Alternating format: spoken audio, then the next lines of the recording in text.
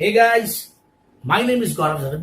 दोस्तों, आज मैं आपको स्पोकन इंग्लिश सीखने का एक ऐसा रामबाण तरीका बताने वाला हूं, एक ऐसा जबरदस्त तरीका बताने वाला हूं कि आप इंग्लिश बोलकर तबाही मचा दोगे। You will set the world on fire, आग लगा दोगे। और इसके साथ साथ मैं आपको बताऊंगा वो दो मिस्टेक्स, ऐसी दो गलतियां जिसे जब तक कोई इंसान करता रहेगा वो स्पोकन इंग्लिश सीख ही नहीं सकता। सो गाइस, आज के बाद अब आप काश करना बंद कर दोगे। जब भी आप किसी को बहुत अच्छी इंग्लिश बोलते हुए देखोगे ना, कॉन्फिडेंटली और बहुत ही फ्लुएंटली, तब आप उसे देखकर काश नहीं करोगे, अब आपको देखकर लोग काश करेंगे। सो गाइस, स्टार्ट करते हैं आज का वीडियो।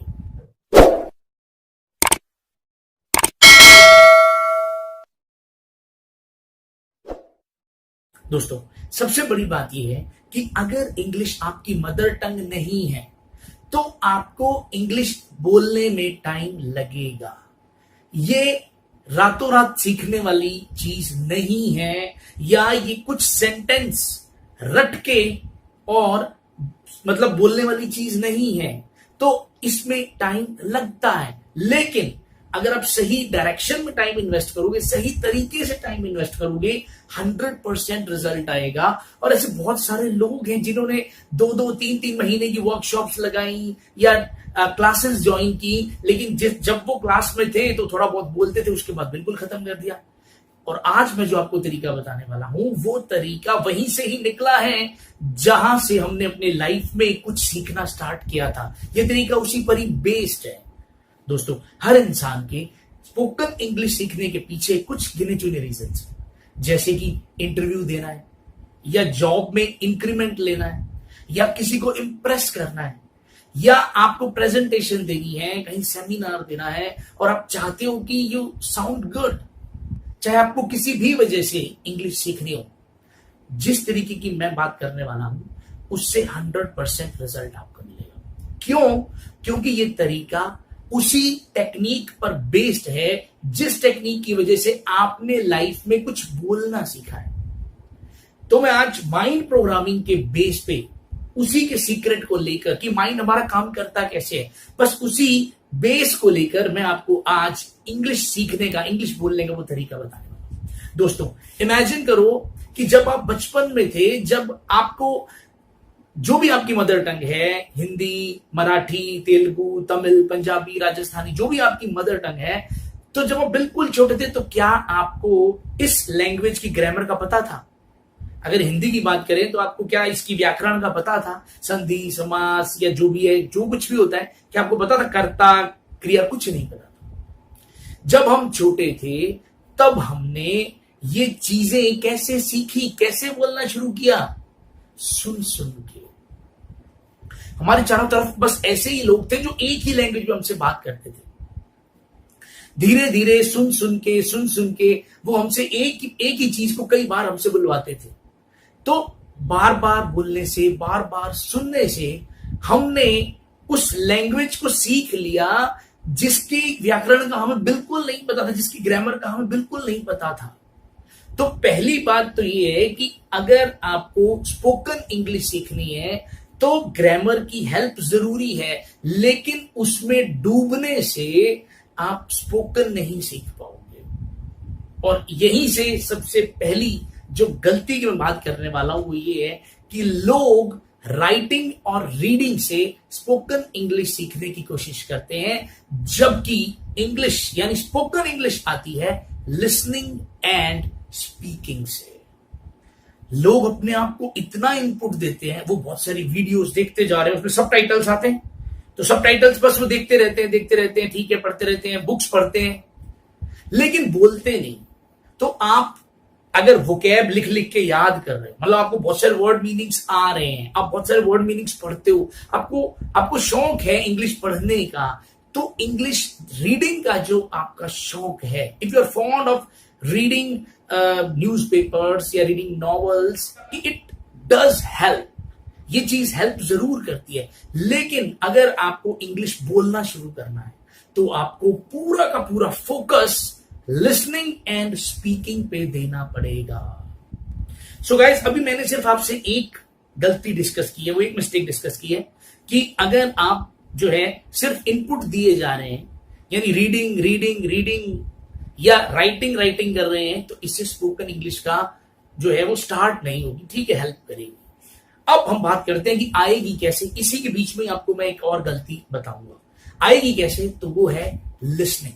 जैसा कि मैंने आपसे कहा कि बचपन में हम सिर्फ बार बार सुन रहे थे ये हमसे क्या कह रहे हैं, और इसी वजह से जब हमने कुछ कहना चाहा कि मुझे ये चाहिए, मुझे वो चाहिए, मुझे पीना है, मुझे खाना खाना है, मुझे दे दो, तो वो धीरे धीरे हमने सुन सुन के सीखा।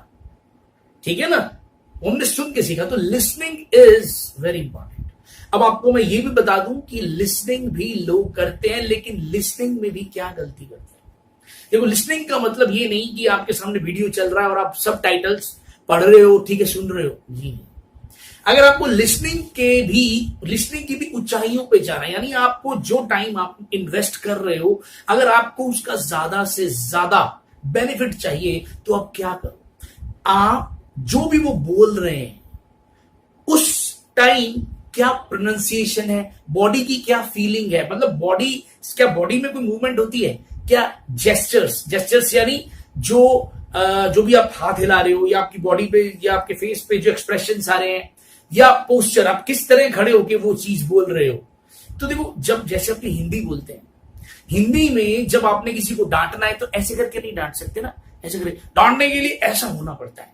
तो जिस तरह का वो वर्ड है, जिस तरह की वो सेंटेंस है, वैसी आपको पूरी बॉडी बनानी पड़ेगी, बॉडी लैंग्वेज का सहारा लेना पड़ेगा, आपको टोन का ध्यान रखना पड़ेगा, प्रोनाउंसिएशन का ध्यान रखना पड़ेगा कि वो सेंटेंस बोला कैसे जा रहा है। देखो, मैंने एक सेंटेंस सुना, मेरे को बहुत अच्छा लगा। मैं आपको ये भी बताने वाला हूं कि how I learn to speak English, मैंने कैसे सीखा इंग्लिश। देखो, मुझे क्या लगता था, जैसे मुझे कोई सेंटेंस अच्छा लगा, जैसे मैंने एक दिन न्यूज़पेपर में एक सेंटेंस पढ़ा, उसमें लिखा था when have I refused you, मतलब मैंने तुम्हें कब मना किया। अब अगर मैंने ये सेंटेंस सीखा और मुझसे जब किसी ने कोई बात कही कि क्या मैं तुम्हारी वो चीज ले लूं, तो या मैं तुम्हारी वो चीज कैसे लेता, तो मुझे बोलना था कि मैंने तुम्हें कब मना किया। अब देखो, अब अगर मैं इसे हिंदी में बोलता तो कैसे बोलता, मैंने तुम्हें कब मना किया। मतलब देखो, आपको आईब्रोज में फर्क नजर आ रहा है, मैंने तुम्हें कब मना किया। अब आपको अगर यही चीज इंग्लिश में बोलनी है तो आप अगर ऐसे बोलोगे when have I refused you, पता ही नहीं चल रहा कि आप मुझसे कुछ पूछ रहे हो या मुझे कुछ बता रहे हो। यानी इंग्लिश आप बोल रहे हो लेकिन पता ही नहीं चल रहा कि आप कुछ अच्छा बोल रहे हो, कि आप कुछ बुरा बोल रहे हो, कि आप कुछ पूछ रहे हो, कुछ बता रहे हो। अब इसको अगर पूछना है तो अगर यही बात इंग्लिश में बोलनी है तो कैसे बोलनी पड़ेगी, when have I refused you, when have I refused you. मतलब ये जो सेंटेंस है इसको उसी फीलिंग के साथ बोलना पड़ेगा, और फीलिंग के साथ बोलने के लिए फीलिंग के साथ सुनना पड़ेगा। यानी जब आप लिसनिंग करो तो आपकी कंसंट्रेशन इसी बात पे होनी चाहिए कि ये सेंटेंस बोला कैसे गया है, और बोलते वक्त सामने वाला दिख कैसा रहा है, क्या चेंजेस आ रहे हैं उसकी बॉडी में, कैसा लग रहा है वो। सो लिसनिंग करनी है तो ऐसे करनी है। तो आपको बहुत, जिन लोगों ने, अगर कोई ऐसा इंसान है जो अभी बिल्कुल फ्रेशर है इस फील्ड में और उसे पता ही नहीं कि ये लिसनिंग के लिए पॉडकास्ट और ये सब चीजें कहां से मिलती है, तो हमको बहुत सिंपल सा तरीका बताता हूं। आइल्स की बुक, जितनी भी आइल्स की बुक्स आती हैं उनमें लिसनिंग के लिए सीडी होती है पीछे, और 5-6 चैप्टर्स होते हैं। तो चैप्टर्स के अंदर वो सब कुछ लिखा है जो उस सीडी में चलेगा। तो आपको सब कुछ लिखा हुआ मिल जाएगा, आपको पूरी स्क्रिप्ट मिल जाएगी। तो स्क्रिप्ट अगर आपके हाथ में होगी और आप कान में लगा के वो सुन रहे हैं, तब आप उस चीज को बहुत ही ज्यादा ध्यान से सुन सकते हो, हर चीज पे गौर कर सकते हो कि क्या है प्रोनाउंसिएशन, कैसे ये लाइन बोली है, कैसे ये सेंटेंस बोला है। बाकी आपको कहीं से भी ये चीज मिलती है कि आपके पास रिटन में वो चीज, वो नोट्स हैं जो आपको सुन रहे हैं, जो आपके पास आपने कहीं से जिसका ऑडियो लिया है, और तब आप वो चीज अप्लाई करो, मजा आ जाएगा। बिकॉज हमने बचपन में ऐसे ही सीखा। चलते हैं नेक्स्ट एलिमेंट की तरफ। अब जो मैं नेक्स्ट एलिमेंट की बात कर रहा हूं ना, वो सुनने में अजीब लगेगा आपको, पर हो सकता है बहुत लोगों ने ये सुना हो पर अप्लाई नहीं होता। चीज क्या है? Think in English, start thinking in English. यानी हमारी प्रॉब्लम, सबसे बड़ी प्रॉब्लम हमारी ये भी है कि जब हमें इंग्लिश में कुछ बोलना होता है तो उसके पहले हम हिंदी में सोचते हैं, फिर हिंदी से इंग्लिश में ट्रांसलेट करते हैं। सबको पता है कि इसमें इन चीजों में टाइम लगता है। लेकिन अगर मैं कहूं कि आपको अगर इंप्रूवमेंट लानी है तो आप इंग्लिश में सोचना शुरू करो। अब आप कहोगे यार इंग्लिश में कैसे सोचते हैं, टाइम लगेगा, पर आप फॉलो तो करो। जैसे मैं आपको बताता हूं, ऐसे नहीं आता तो मैं आपको बकायदा एग्जांपल दे रहा हूं। फॉर एग्जांपल आपको कहीं जाना है तो आप ये सोचने में जाए कैसे जाऊं, क्या मुझे जाना चाहिए या मैं जाऊं ना जाऊं, ये चीजें आपको जो हिंदी में सोचनी है या आप इंग्लिश में सोच सकते हैं। Should I go there, how should I go, मैं कैसे जाऊंगा। अभी आपको अजीब लग रहा होगा, लेकिन इसका एक तरीका तो है। मान लो आपने जो सोचना था सोच लिया, अब आप कोशिश तो करो कि यही चीजें मुझे इंग्लिश में बोलनी होती तो कैसे बोलता। जब आप अपने किए हुए काम को, यानी जो सेंटेंस आप ऑलरेडी बोल चुके हैं, जिस बात को आप ऑलरेडी सोच चुके हैं, उसको आप अब कोशिश करो इंग्लिश में सोचने की। अब जब दोबारा उस चीज को इंग्लिश में सोचोगे, मैं गारंटी दे रहा हूं, I am a mind programmer, मैंने ये सब चीजें की हैं, अप्लाई की हैं। अगर आप इस प्रोसेस में चलोगे, इस प्रोसेस पे उतरोगे, तो आपका माइंड जब भी दोबारा वो सेंटेंस बोलना होगा ना कि क्या मुझे ये करना चाहिए, should I do this, should I go for this, English निकलेगी। आपने अंग्रेजों को हिंदी बोलते हुए देखा है? यानी उनको पता ही नहीं चलता बेचारे, हिंदी बोलते बोलते कब इंग्लिश बोल जाते। I am sorry, excuse me, may I come in, ये कुछ ऐसे वर्ड्स हैं, ये कुछ ऐसे फ्रेजेस हैं जिनका आपको भी पता नहीं चलता कि आप कब बोल जाते हो। क्यों? प्रैक्टिस। कभी आपने बोला है माफ कर दीजिए? याद है कब बोला था माफ कर दीजिए? सॉरी यूं निकलता है, जरा से किसी से टकराए नहीं, सॉरी। यानी आपके सोचने से पहले ही सॉरी निकल जाता है मुंह से। So guys, start thinking in English, बहुत इंपॉर्टेंट स्टेप है। यानी माइंड को आप इंस्ट्रक्शन दे रहे हो, माइंड की ट्रेनिंग चल रही है, माइंड की प्रोग्रामिंग चल रही है। जब आप उसे सोची हुई बात पे, बोली हुई बात को आप मन में उसको इंग्लिश में बनाने की कोशिश करेंगे, नेक्स्ट टाइम जब भी आपको उस बात की जरूरत पड़ेगी, आपका माइंड आपको एक बार उधर जरूर लेके जाएगा कि इंग्लिश में ऐसा बोला था। दोस्तों, पहले जो एलिमेंट हमने डिस्कस किए, पहले जो स्टेप्स हमने डिस्कस किए, वो थे इनपुट के लिए, कि कैसे आपको अपने माइंड में इनपुट देना है, पहले सीखना है। ठीक है ना? ऑब्जर्व करना है, ऑब्जर्व करते जाओ, सीखते जाओ। और अब नेक्स्ट स्टेज जो है वो है आउटपुट की। अब आपको आउटपुट देना है, अब बाहर निकालो जो सीखा है। तो गलती तो यही करते हैं लोग, सीखते जाते हैं, सीखते जाते हैं, सीखते जाते हैं, बाहर नहीं निकालते। बोलने की प्रैक्टिस तो बोलने से ही होगी ना। So next step is start speaking. यानी कुछ भी हो जाए, अब बोलना है। मैं बोल रहा हूं ना, देखो, अब जब मैं वीडियो रिकॉर्ड कर रहा हूं ना, मेरे सामने कोई नहीं है, बट मैं बोल रहा हूं, तो आपको भी वीडियो रिकॉर्ड करनी है अपनी और बोलना है। थोड़े दिन पागलपन लगेगा, पर कोई इलाज नहीं है। जिस ऊंचाई तक आपने पहुंचना है, अब सारी उम्र काश काश नहीं करना यार। अगर आपको लोगों से वो काश करवाना है, शुरू करना पड़ेगा, बोलना शुरू करना पड़ेगा। थोड़ा बोलो, मिक्स्ड बोलो, एक बार चल जाएगा, कोई बात नहीं। बोलना तो शुरू करो, कुछ रटके बोलना शुरू करो, लेकिन बोलना कैसी है? एक्टिंग की तरह। जैसे आप उस रोल में हो, आपको वो रोल प्ले करना है। जैसे आपने छोटे बच्चों की बुक्स में देखा होगा ना, Ram speak, Ram, where did you go? Shyam, I was there only. Hey, I was there only. तो आपको जरूरी नहीं अंग्रेज बनना है, लेकिन आपको वही बात फीलिंग के साथ रटे हुए सेंटेंस बोलने हैं, फीलिंग के साथ। तो आप पहले बोलना शुरू करो। कोई छोटा सा टॉपिक ले लो, कुछ भी ले लो, कोई फ्रेज ले लो, कोई प्ले ले लो, खुद ही दो लोगों की एक्टिंग कर लो। लेकिन आपको एक, जैसे दुकानदार बन गए, आप शॉपकीपर बन गए, क्लाइंट बन गए, खुद ही एक्टिंग करो और देखो। फिर उसके बाद उस वीडियो को देखो और आपको खुद लगेगा कि एज अ कस्टमर क्या मेरी एक्टिंग अच्छी है, या एज अ शॉपकीपर क्या मैं उतना कॉन्फिडेंट हूं? जितना इंपॉर्टेंट ये है कि आपको ये डायलॉग याद है, उतना ही इंपॉर्टेंट ये है कि इसकी डिलीवरी भी उतनी अच्छी होनी चाहिए।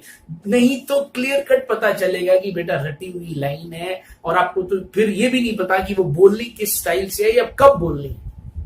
So start speaking any how, video record करने अपने, और आपको धीरे धीरे इंप्रूवमेंट दिखेगी। देखो कम से कम 30 दिन आपको ये काम रोज करना है, और इसी वजह से जो नेक्स्ट स्टेप है हमारा वो है प्रैक्टिस।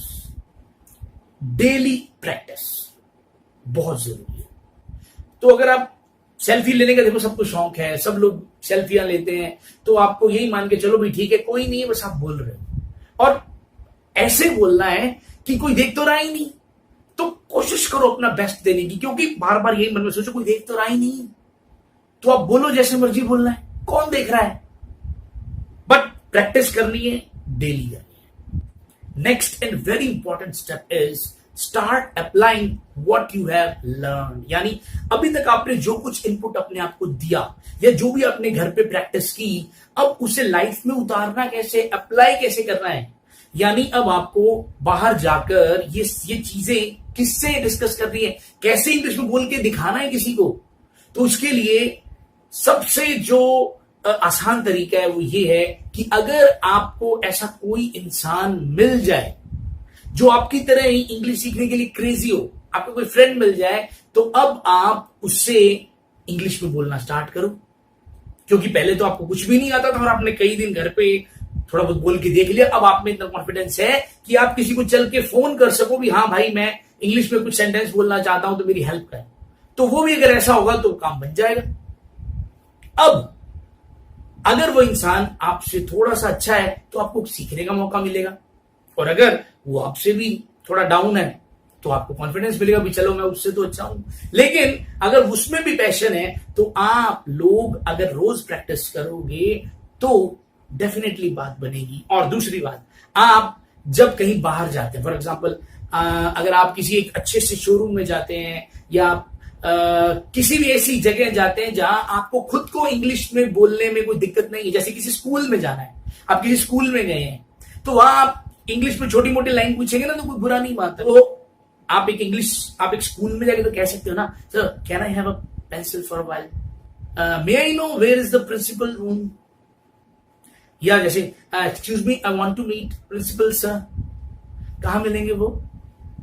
तो टूटा फूटा बोलना शुरू तो करो, ठीक है ना। Excuse me whose pen is this, ये किसका पेन है, ठीक है। तो कहने का मतलब जहां बोलना शुरू कर सकते हो वहां तो बोलना शुरू करो। हाँ, घर में अगर आपके अलाउ करते हो तो टूटी फूटी इंग्लिश बोलना शुरू करो। Hey mom what's in dinner, what's in breakfast, क्या है आज ब्रेकफास्ट में। तो अगर घर वाले एंजॉय करते हैं तो आप शुरू करो। तो जब भी आप, अब जो आपने सीखा आप उसको अप्लाई तो करना ही पड़ेगा, क्योंकि अगर आप अप्लाई नहीं करेंगे तो आपको मजा ही नहीं आएगा, और जब तक मजा नहीं आएगा तो फिर आप उस चीज को छोड़ दोगे। तो गाइस, एक बार जब आप इसको अप्लाई करना स्टार्ट कर देंगे तब फिर आपको जरूरत पड़ेगी। अब जो आपने इनपुट दिया अपने माइंड को, ठीक है ना, अब वो लगाओ। तो अब जब आप सीख रहे हैं, जब आप अपने आप को इनपुट दे रहे हैं, तो उन इनपुट में सबसे जरूरी चीजें क्या है, इडियम्स हैं, प्रोवर्ब्स हैं, जो आपकी इंग्लिश को स्टाइलिश बनाते हैं। यानी आपको जो रटे रटाए जो कुछ सेंटेंसेस मिल जाते हैं सिंपली, उनके साथ साथ आपको कुछ ना कुछ प्रोवर्ब्स का भी यूज करना चाहिए, ठीक है ना। जैसे मैं एग्जांपल देता हूं, जैसे कई बार हमें बोलना पड़ता है, जो गरजते हैं वो बरसते नहीं। तो अब आप इसके लिए इंग्लिश बोलिए ना, बार्किंग डॉग्स सेल्डम बाइट, जो भौंकने वाले कुत्ते हैं वो कभी काटते नहीं। या अगर आपको बोलना है कि ताली हमेशा 2 हाथ से बजती है, अगर ऐसा बोलना है तो आप इसके लिए इंग्लिश का इस्तेमाल कीजिए। It takes 2 to make a quarrel, 2 लोगों की जरूरत पड़ती है लड़ने के लिए, यानी ताली 2 हाथों से बजती है। तो आपको प्रोवर्ब्स का सहारा लीजिए, आप फ्रेजल वर्ब्स का सहारा ले सकते हैं, ठीक है ना। Oh my god you have put on a lot of weight. Put on का मतलब होता है गेन करना। तो एक तो ये कहना है कि you have gained a lot of weight, और एक ये कहना है कि oh my god you have put on a lot of weight। और वो जो स्टाइल है वो देखो स्टाइल तो साथ में रखना ही पड़ेगा। तो आपको फ्रेजल वर्ब्स का और इन चीजों का सहारा लेना पड़ेगा विद जो आपकी बनी बनाई जो कुछ सेंटेंसेस हैं। तो एक वीडियो आपको मिल जाएगा जिसके अंदर मैंने बहुत सारे फ्रेजल वर्ब्स जो है वो रिकॉर्ड किए हुए हैं, प्रोवर्ब्स रिकॉर्ड किए हुए हैं, लोकोक्तियां, जैसे कि मैंने आपको बताया कि बार्किंग डॉग सेल्डम बाइट, और ऐसे 1000 सेंटेंस भी मैंने रिकॉर्ड किए हैं छोटे छोटे, जो अगर आप जिन्हें याद कर लेते हो तो आपको इंग्लिश बोलना बहुत आसान है। बस उसके अंदर वो जो स्टाइल वाला फैक्टर है उस पे फोकस जरूर करना। तो आपको याद भी करना है सब कुछ, और अब फोकस भी रखना है कि मुझे किस तरीके से वो बोलना है। जिन वीडियोस के बारे में मैंने आपको बताया प्रोवर्ब्स के ऊपर हैं, या वो जो मैंने 1000 सिंपल फ्रेजेस बनाए हैं, वो उनका लिंक आपको डिस्क्रिप्शन में मिल जाएगा। And last but not the least thing is that don't disrespect your mother tongue. हम सब चाहते हैं कि हम लोगों पे अच्छा इंप्रेशन डालें, इसके लिए हम जो है इंग्लिश सीखना चाहते हैं, लेकिन जो आपकी मदर टंग है जो भी है, कभी उसकी इंसल्ट मत करना, बिकॉज हमने बोलना, अपने आप को एक्सप्रेस करना वहीं से ही सीखा है। ठीक है, तो सीखिए जरूर, इंग्लिश सीखिए, धूम मचाइए, तबाही मचा दीजिए, लेकिन don't disrespect your mother tongue and don't disrespect Hindi. So guys, मिलते हैं एक और धमाकेदार नेक्स्ट वीडियो में। टिल देन बाय बाय, जय हिंद।